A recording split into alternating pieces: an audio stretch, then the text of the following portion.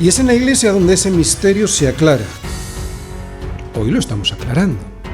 Y más aún, donde se muestra como en una obra de teatro. Ahora lo explico dentro de un momento. Antes diré que desde la eternidad hay un secreto exclusivo que han compartido tan solo las 3 personas de la Trinidad. A los ángeles les fue entregada después esta luz que aclara el misterio que las 3 personas compartían.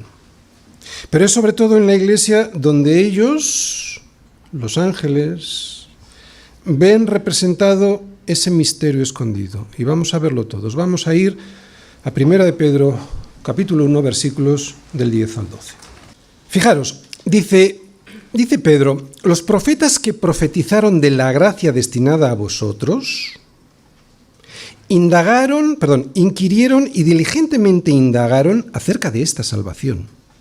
Hay una salvación que los profetas estaban buscando cómo iba a darse, que estaba destinada a nosotros, escudriñando qué persona y qué tiempo indicaba el Espíritu de Cristo que estaba en ellos, el cual anunciaba de antemano los sufrimientos de Cristo y las glorias que vendrían tras ellos. A estos se les reveló que no para sí mismos, está hablando de los profetas, no para sí mismos, sino para nosotros, administraban las cosas que ahora os son anunciadas por los que os han predicado el Evangelio por el Espíritu Santo enviado del cielo. Cosas en las cuales anhelan mirar los ángeles. Acabamos de leer que los profetas del Antiguo Testamento enseñaron la doctrina de la salvación, que indagaron e investigaron en este tema, que trataron de averiguar el tiempo y las circunstancias a las cuales apuntaba el Espíritu de aquel que vendría, y que el Espíritu predijo los sufrimientos y la gloria de Cristo. Los profetas del Antiguo Testamento, sabemos que van desde Moisés hasta Malaquías, no siempre entendían lo que significaban sus profecías, pero las investigaban, y como las investigaban, sabían que el Mesías vendría, aunque no cómo y cuándo aparecería. Sabemos que las profecías del Antiguo Testamento decían que el Mesías llegaría, en dónde nacería, y lo dicen, en Belén, y también profetizaron sobre su ministerio y sobre su sufrimiento y sobre su muerte. Por eso predijeron que después de su sufrimiento vendría su gloria. Estaban hablando de Jesús sin saberlo. Pero ahora este secreto nos ha sido revelado a nosotros porque los apóstoles, y muy especialmente Pablo, nos ha aclarado a todos cuál es la dispensación del misterio escondido desde los siglos en Dios. Esto los profetas lo anhelaban conocer, a nosotros nos ha sido, y los ángeles también, que a nosotros nos ha sido declarado. Y es que la revelación del misterio de Cristo fue hecha a la Iglesia por medio del apóstol Pablo. Ni siquiera le fue revelado este misterio a los ángeles. Por eso les acabamos de ver asomados desde el cielo y mirando a la Iglesia, en el último versículo que hemos leído, y mirando a la Iglesia, anhelando saber lo que Dios ha hecho con estos hombres, cuando resulta que a los ángeles que cayeron no los redimió. Semejante amor es incomprensible. ¿Por qué? Porque resulta que para que Dios nos pudiera salvar y al mismo tiempo seguir siendo justo, tenía que pagar Él por nosotros, por lo que nosotros debíamos. Y evidentemente esto no se lo esperaba nadie en el universo, tampoco los ángeles. Este era el misterio.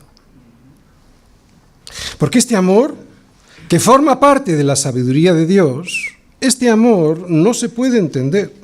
Por eso ni siquiera los más inteligentes pueden entender a Dios ni la sabiduría de su amor si no han aceptado el Evangelio. Porque es un milagro que viene a través del Espíritu Santo.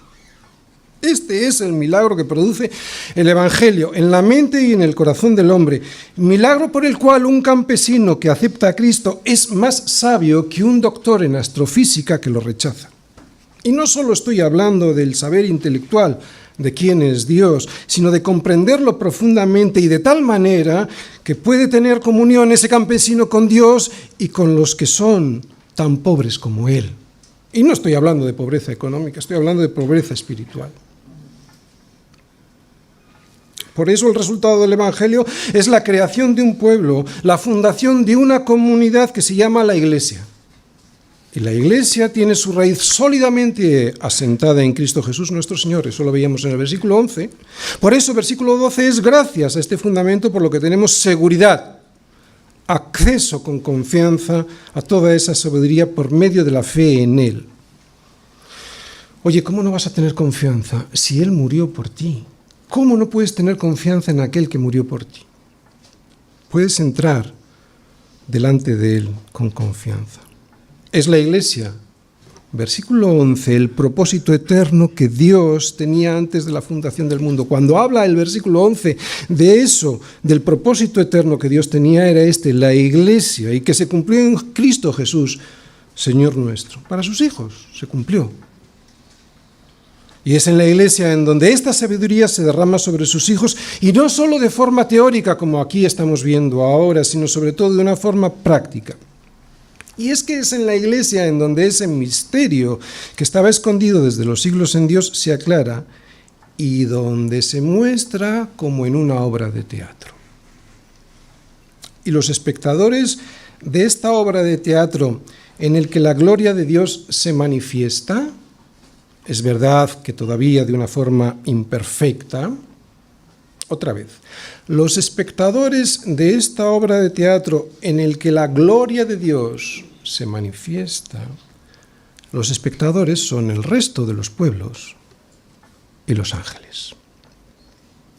Por eso vemos que Pablo dice que las cosas que ahora os son anunciadas por los que os han predicado el Evangelio son cosas en las que anhelan mirar los ángeles. Así que no solo todo el mundo nos está mirando, sino que los ángeles también son espectadores de la Iglesia y están sorprendidos y con la boca abierta mirando lo que Dios ha hecho con unos hombres que antes de elegirlos le habían despreciado y perseguido, como lo hizo Pablo. Por eso están con la boca abierta, no se lo creen, están anhelando mirar lo que Dios ha hecho.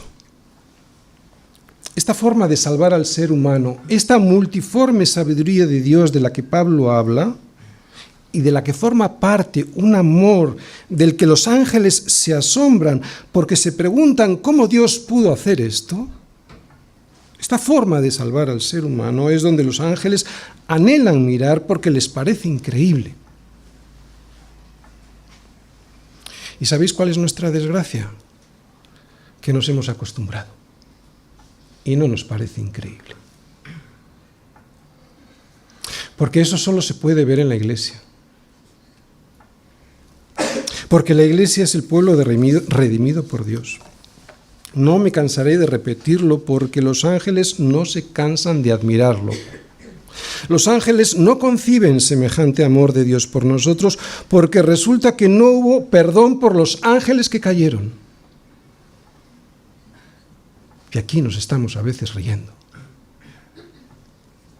Qué amor más profundo, qué riquezas más inescrutables, qué Dios más maravilloso. ¿Quién podría haber diseñado semejante plan de salvación? Eso es lo que están admirados, de lo que están admirados los ángeles.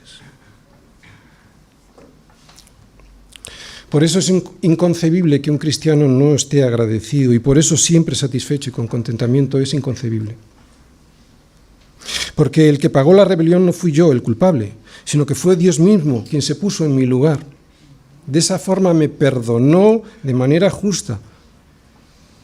Por eso sigue siendo Dios, porque Dios es justo. Porque si nos hubiese perdonado mirando hacia otro lado, no habría sido justo, porque lo que se hace hay que pagarlo. Lo que se rompe se paga. Y si lo hubiera hecho así en ese mismo instante, hubiese dejado de ser Dios, cosa absolutamente imposible. Por eso es ahí, viendo semejante amor de Dios por nosotros, en donde los ángeles están descolocados. ¿Por qué? Porque no tenía ninguna necesidad de hacerlo. Por eso los ángeles nos dan una lección de asombro que nosotros no debiéramos perder.